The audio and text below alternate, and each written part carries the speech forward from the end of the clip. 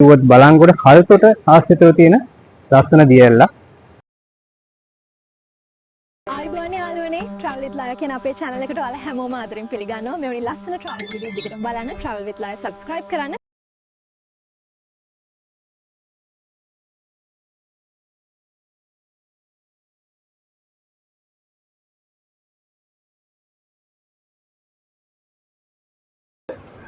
බලංගොඩ කල්තොට මාර්ගයේ කිලෝමීටර් 27ක් පමණ පැමිණි පසු මෙම දියැලට හැරෙන ස්ථානය වෙත ළඟා වෙන්න පුළුවන්. එතෙන් සිට නියමිත පරිදි ප්‍රවේශ පත්‍ර ලබාගෙන මෙම වනාන්තර මාර්ගය ඔස්සේ කිලෝමීටර් 1.5 2ක් පමණ පැමිණි පසු මෙම දියැල සමීපයට ළඟා වෙන්න පුළුවන්. බෝවන් ඔන්න අද අපි ඇවිල්ලා ඉන්නේ ලංකාවේ තියෙන තවත් සුන්දරම දියැලක් බලන්න යන්න.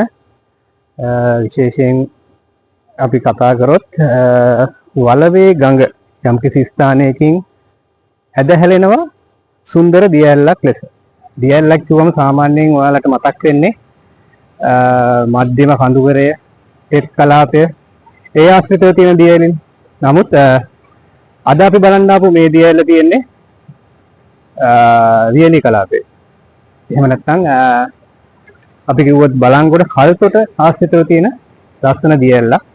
ඒ තමයි දූවිලි ඇල්ල.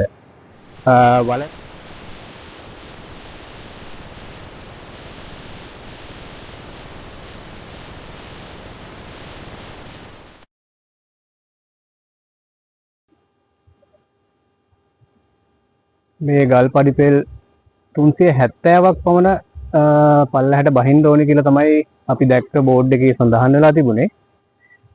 ඉතින් අපි මේ හිමීට පල්ලහැට බැහැගෙන යනවා ඇල්ල බලන්න. අපි යමු ස්ථානය මේ දියැලක් වගේම විවිධ කුරුළු වර්ග අපිට නිරන්තරයෙන් දැක ගන්නට ලැබෙන කුරුළු පාරාදීසයක් වෙලා තියෙනවා.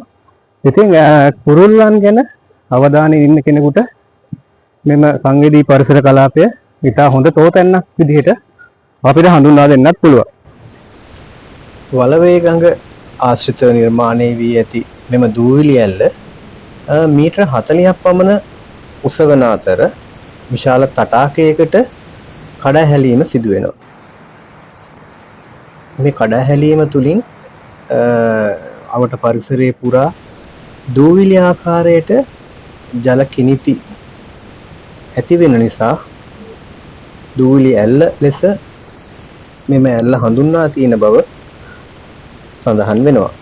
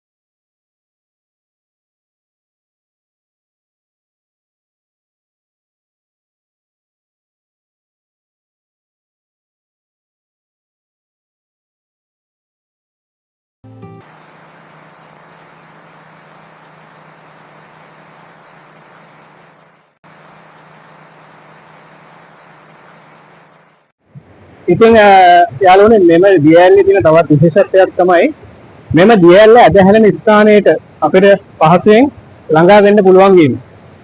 මේ මම දැන් රැඳී ඉන්නේ දියැල ඇදහැලෙන ස්ථානයේ. ඉතින් මෙම ස්ථානය ටිකක් අවදානම්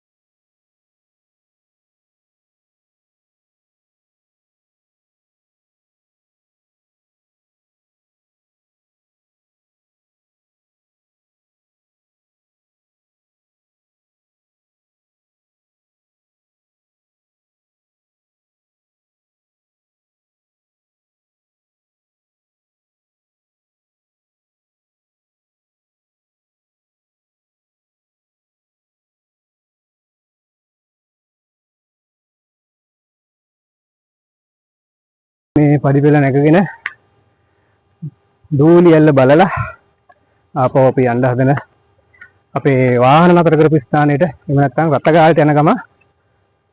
ඉතින් තවත් මෙවැනිම සුන්දර ස්ථානයකින් නැවත හමු වෙනතුරු ඔබ සියලු දෙනාට සුබ දවසක්.